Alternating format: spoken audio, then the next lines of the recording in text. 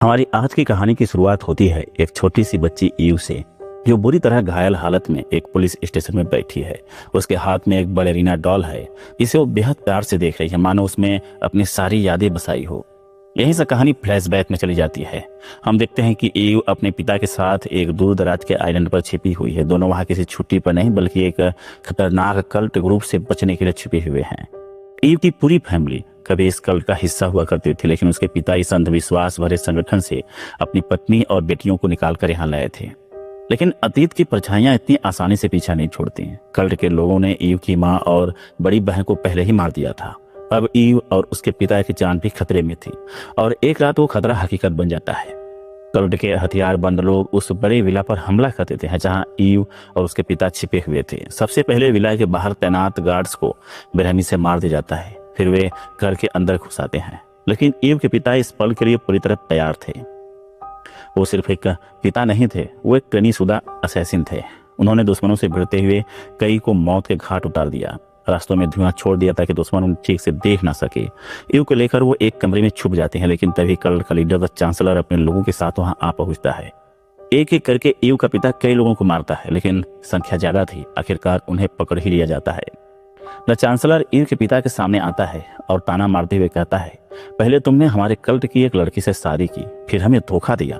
तुम्हारी पत्नी और बेटी को हमने मौत के हाथ उतार दिया। अब अगर चाहते हो कि ईव जिंदा रहे तो अपनी जान खुद ले लो, नहीं तो मैं तुम दोनों को खत्म कर दूंगा। ईव के पिता के लिए अपनी बेटी सबसे कीमती थी। उन्होंने खुद को मारने की तैयारी कर ली, लेकिन तभी कोने में छिपी हुई ईव पापा नहीं और बाहर आ जाती है। अपनी बेटी की आवाज सुनते ही पिता की आंखों में एक नई आग जल उठती है। वो बंदूक फेंकते हैं और फिर से दुश्मनों से भिड़ जाते हैं। इस अफरा तफरी में चांसलर वहां से भाग निकलता है। एक कल्ट सदस्य ईव के पिता को जमीन पर गिराकर उन्हें मारने ही वाला था, तभी ईव पीछे से गोली चलाकर उसे मार देती है। ये उसके जीवन की पहली हत्या थी, लेकिन ये उसकी मजबूरी थी। घायल पिता को सहारा देकर ईव विला से बाहर निकलती है, और जैसे ही दोनों बाहर आते हैं एक भीषण धमाका होता है, क्योंकि ईव के पिता पहले ही पूरे विला में बम लगा चुके थे। धमाके में अधिकांश कल्ट के सदस्य मारे जाते हैं। चांसलर दूर खड़ा ये सब देख रहा होता है और यही समझता है कि ईव और उसके पिता इस धमाके में मारे जा चुके हैं। वो आइलैंड छोड़ देता है, लेकिन उसे नहीं पता कि कहानी अभी खत्म नहीं हुई है। विस्फोट के बाद ईव अपने जख्मी पिता को लेकर समुद्र किनारे बैठी थी। हवा में बारूद की गंध फैली हुई थी और सामने शांत समुद्र था, लेकिन उनके दिलों में तूफान मचा हुआ था। ईव की आंखों में डर था, उम्मीद थी और अपने पिता को बचा लेने की जिद थी, लेकिन उसके डैड जानते थे कि अब ज्यादा समय नहीं बचा है। उन्होंने कांपती आवाज में ईव से माफी मांगी। माफ करना बेटा, मैं तुम्हें वो जिंदगी नहीं दे पाया जिसकी तुम हकदार थी। और इतना कहकर वो हमेशा के लिए उसकी जिंदगी से चले गए। कई घंटे बीत गए, फिर कहीं दूर से पुलिस की सायरन की आवाज सुनाई दी। पुलिस ने ईव को जख्मी हालत में पाया और उसे तुरंत पुलिस स्टेशन ले जाया गया। यही वह सीन था जिसे हम शुरुआत में कहानी के देखे थे। कुछ देर बाद एक शख्स ईव से मिलने आता है। मैं तुम्हारे डैड का अंकल, वो कहता है। वो एक अच्छे इंसान थे, तुम्हें एक नई और सुरक्षित जिंदगी देने की कोशिश कर रहे थे। अब वो जिम्मेदारी मेरी है। इसके बाद वह ईव को अपने साथ एक थिएटर में लेकर जाता है, जहां बच्चों को बैलेरिना डांस की ट्रेनिंग दी जा रही थी।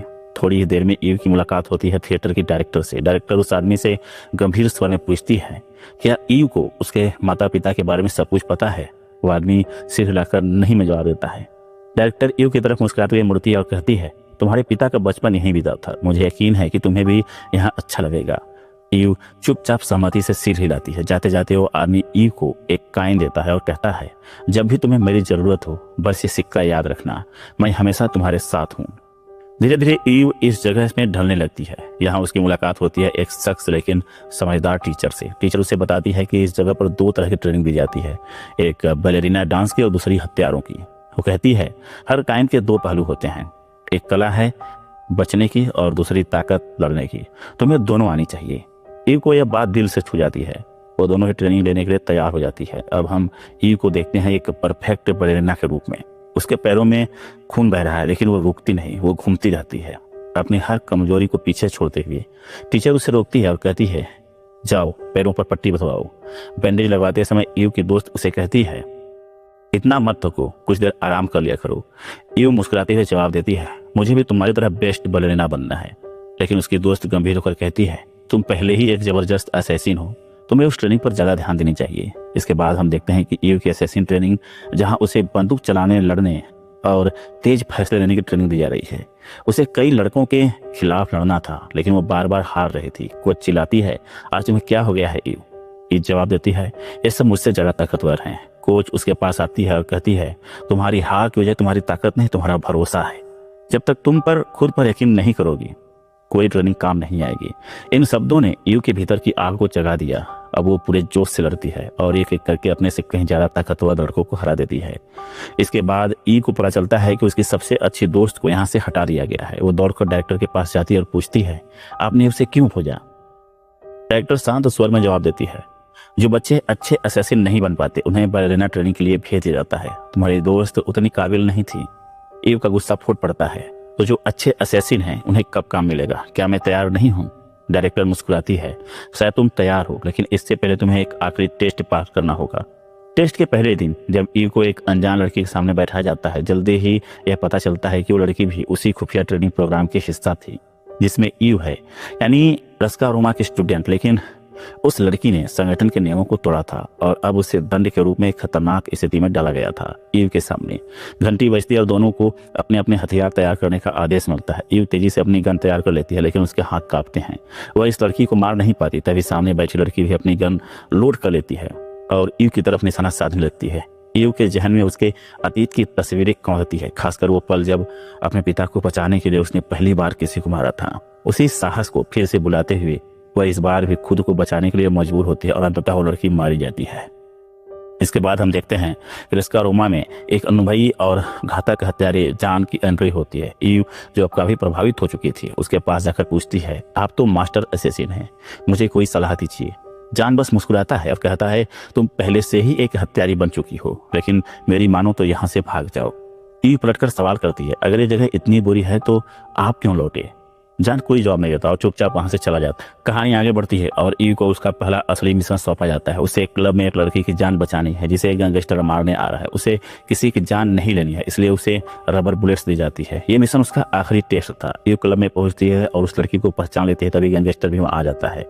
ईव उसे चेतावनी देती है, लेकिन वह उसे नजरअंदाज करके उस लड़की की तरफ बढ़ता है। गैंगस्टर के गुर्गे ईव से भिड़ जाते हैं, लेकिन ईव बहादुरी से सभी को घायल कर देती है। जब गैंगस्टर उस लड़की को खींचते हुए क्लब से बाहर ले जाने लगता है, ईव उसे रोकती है और उनके बीच घमासान लड़ाई होती है। गैंगस्टर ताकतवर था, लेकिन ईव ने चालाकी और हिम्मत से उसे भी चित कर दिया। अंततः वह लड़की को बचाकर वहां से निकलती है और इस तरह वह अपने असैसिन बनने की परीक्षा पास कर लेती है। अब ईव को आधिकारिक रूप से रस्का रोमा का हिस्सा बना दिया जाता है और उसकी पीठ पर भी वही टैटू बना दिया जाता है जो उसके पिता की पहचान थी।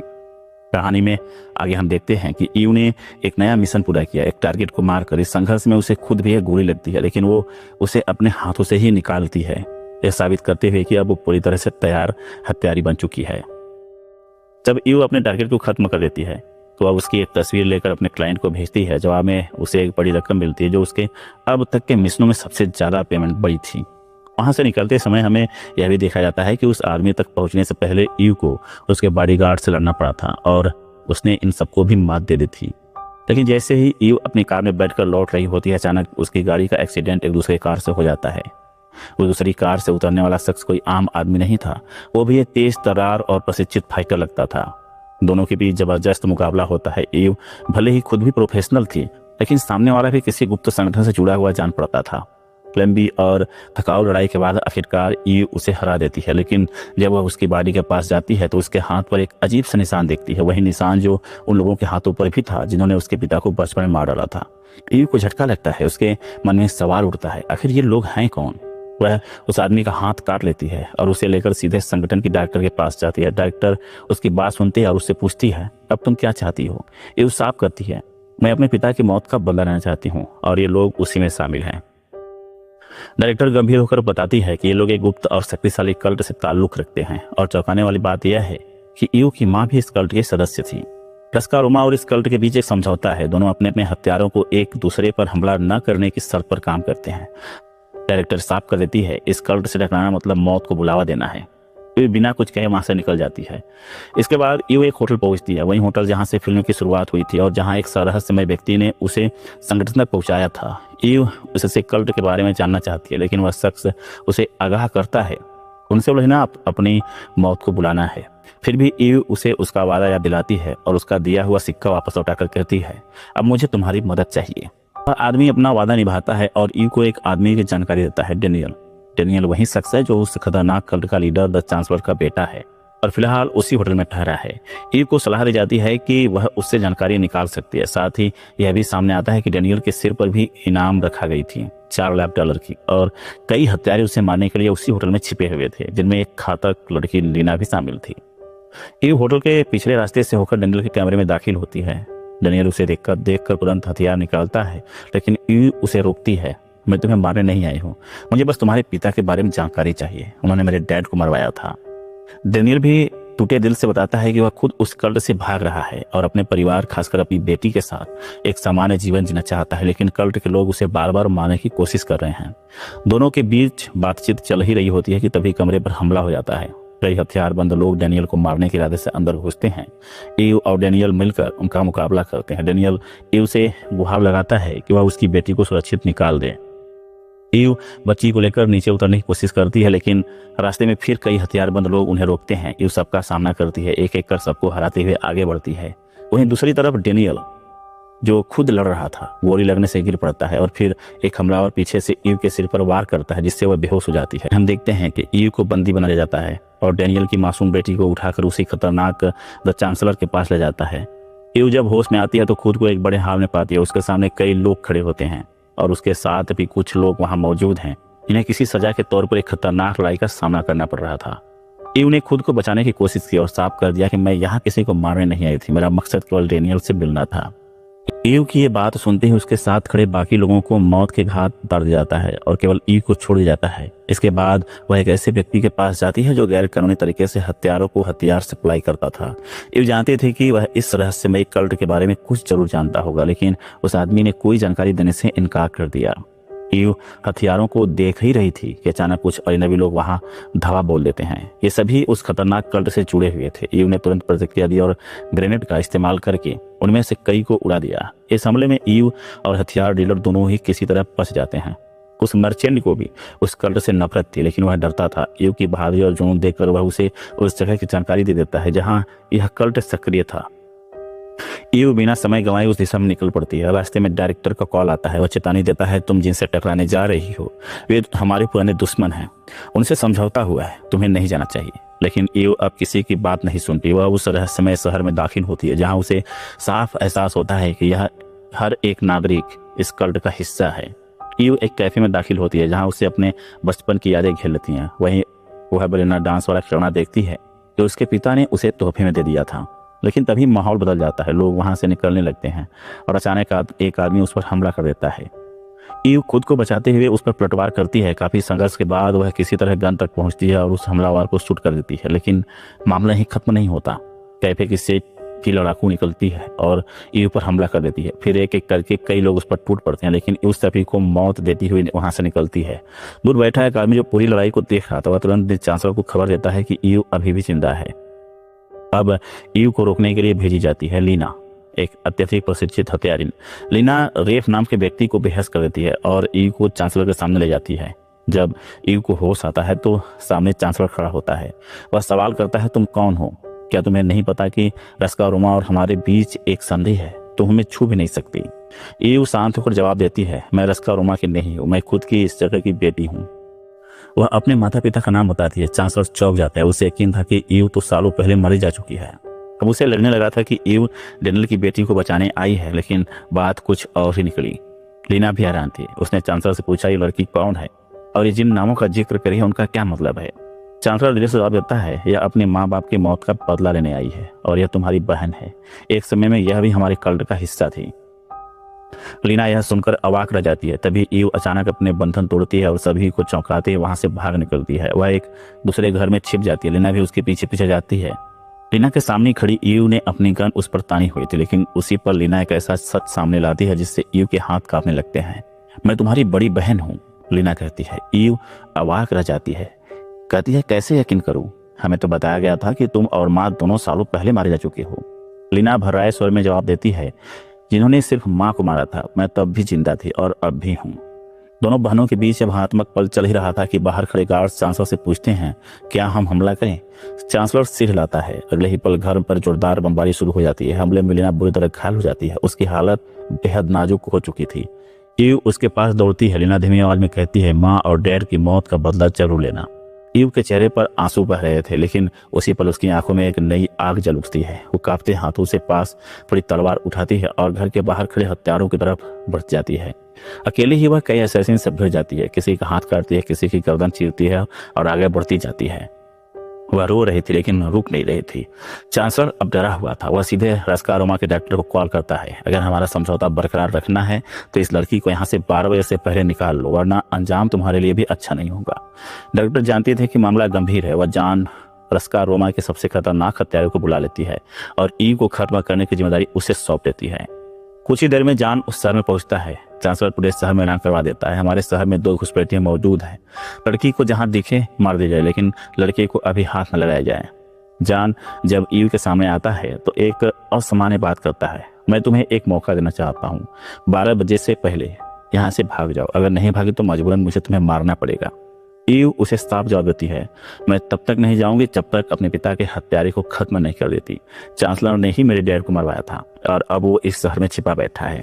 जान घड़ी की तरफ देखता है, 12 बजने में 28 मिनट बाकी थे। ठीक है, वो कहता है, तुम्हारे पास सिर्फ 28 मिनट है। अगर उस समय से पहले अपना काम खत्म कर लोगी तो मैं तुम्हें जाने दूंगा, लेकिन अगर नहीं कर पाई तो मैं खुद तुम्हें खत्म कर दूंगा। ईव छुपते छुपाते पीछे के रास्ते से निकलती है। चांसलर की सुरक्षा में तैनात गार्ड्स को चुपचाप एक एक करके खत्म करती है। किसी को बेहोश करती है, किसी को शूट कर देती है, लेकिन चांसलर को जल्द ही शक हो जाता है कि जान ने उसका साथ छोड़ दिया है। अब वह पूरे शहर में फिर से ऐलान करवा देता है, अब चाहे वो लड़की हो या लड़का, जिसने भी इन्हें देखा तुरंत खत्म कर दो।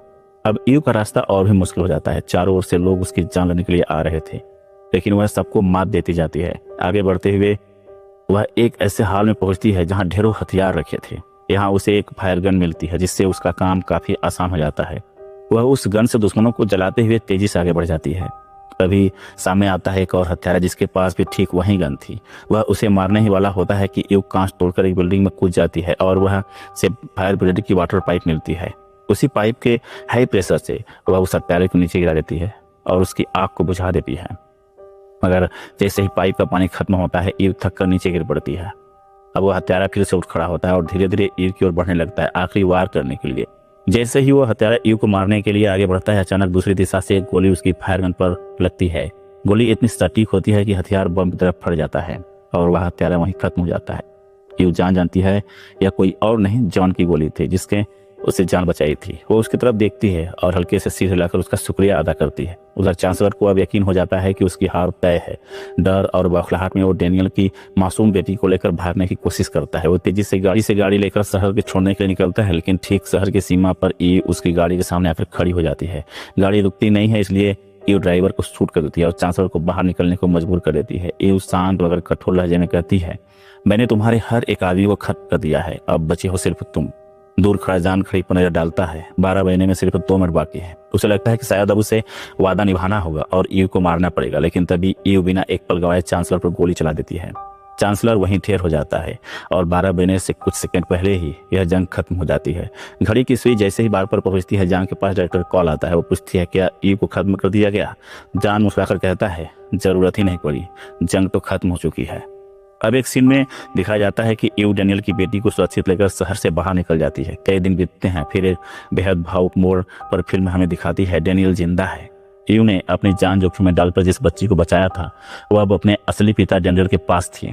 ईव ने आखिरकार अपना वादा निभा दिया था। कुछ समय बाद ईव को एक बलेना थिएटर में देखा जाता है। वह थिएटर जहां उसकी बचपन की दोस्त परफॉर्म कर रही थी और ईव खामोशी से एक दर्शक बनकर उसे देख रही थी। लेकिन तभी सभी प्रोफेशनल हत्यारों को एक नया अलर्ट मिलता है। ईव पर एक भारी इनाम रखा गया था उसे खत्म करने के लिए। यह नोटिफिकेशन ईव के पास भी आता है।